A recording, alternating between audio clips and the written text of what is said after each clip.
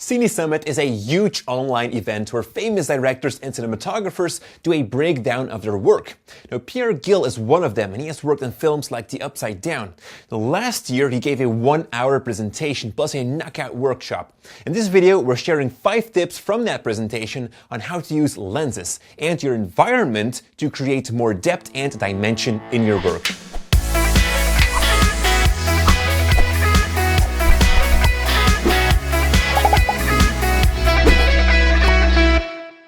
Hey folks, Jordy here for Cinecom.net.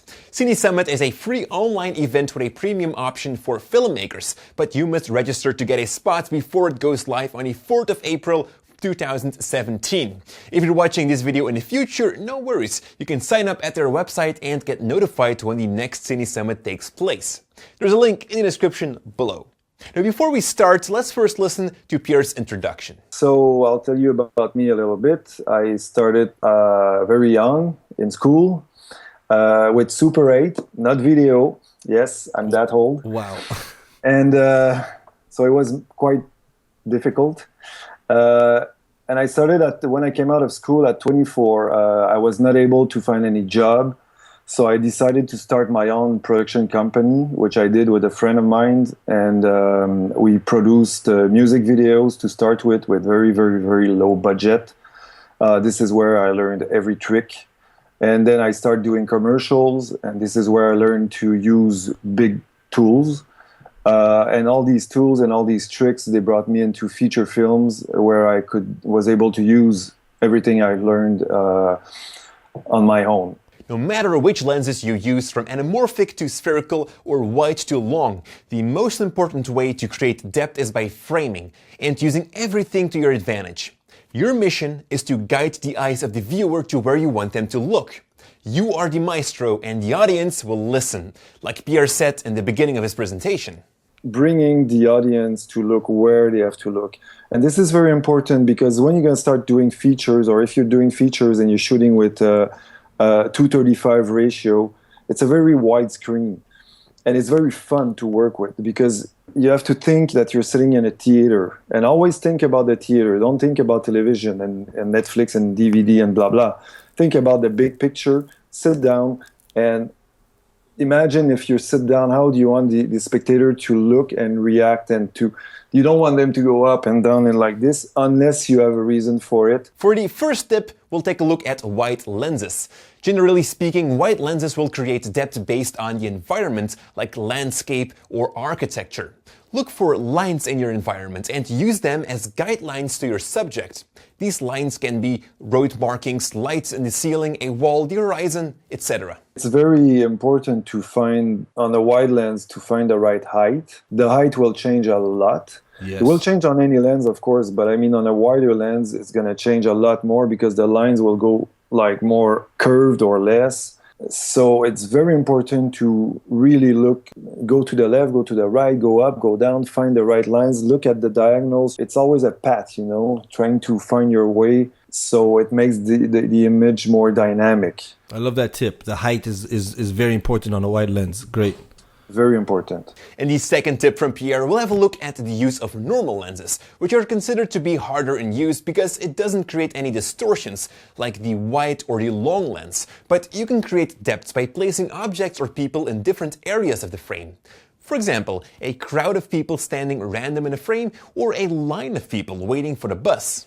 It's the most difficult lens probably to use because it doesn't create any effects.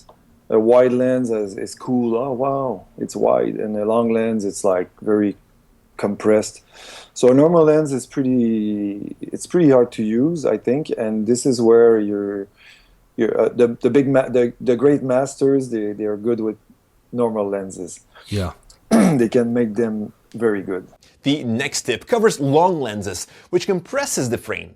A long lens can create depth with a selected focus. This means you have a small depth of field, and just a selected area of the frame will be in focus. The rest of the shot will be blurry. You can easily lose a lot of depth and dimension because everything becomes a blur. To the left of the actor's face, there's another actor that we don't see. It's so out of focus. Right. You see it's a skin tone color. If he wasn't there, there would be only this light and black. So it would be almost weird as a background. You would wonder where you are. Of course, this shot is taking into a sequence, so you know where you are, but the person behind is moving also, so it's a out of focus shape that is moving. In tip number 4, we'll tackle the placement of your lens towards your subject.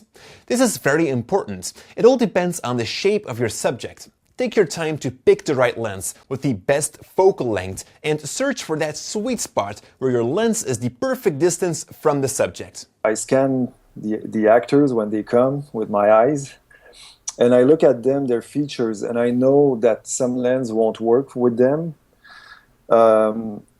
And then I do a test at makeup and hair test, and I really try with an actor the 40, the 50, the 65, the 75, and very often you're like, okay, good. On this shot, I use a 40mm lens.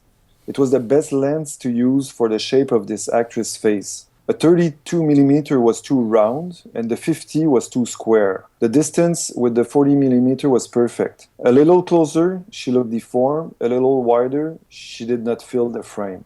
You can best use a 75mm lens rather than a 40mm lens for filming a person's face with a wide forehead. A 40mm lens will make the forehead look even wider and higher, but a 75mm will compress it and draw focus to the eyes. And in the last tip, we explain the advantage of the anamorphic lens. With an anamorphic lens, you have one big advantage over spherical lenses, and that is that it can create more depth with a shorter focal length. A 25mm anamorphic is a 50 spherical. Wow. This means you are much closer to the actor's face, therefore you're closer to the emotion. And this is the best. And I love anamorphic. Because, and you see the shot that we see on screen to the right, it's an anamorphic, and on the left, on Peter O'Toole, it's a spherical. Okay, the one on O'Toole is not as close, but you can even then you see that on the right side it's more round. Because you're closer, so you're not making the person flat, and you see the pores of the skin, and you're really into the eyes, and it's a great lens to work into drama. It's a great lens. Lenses can help you tell a story and can be as important as the actor you are using or the light setup. So with these 5 tips from the great cinematographer Pierre Gill, you are another step closer to the perfect cinematic composition. If you liked everything you just learned from Pierre, he will be presenting again alongside 7 other world-class cinematographers. So make sure to sign up by following the link in the description below. It's free, so you'd be crazy not to. And of course, don't forget to subscribe to our channel too. Every Tuesday and Friday we publish new tips and tricks for filmmakers. Thanks a lot for watching, and as always, stay creative.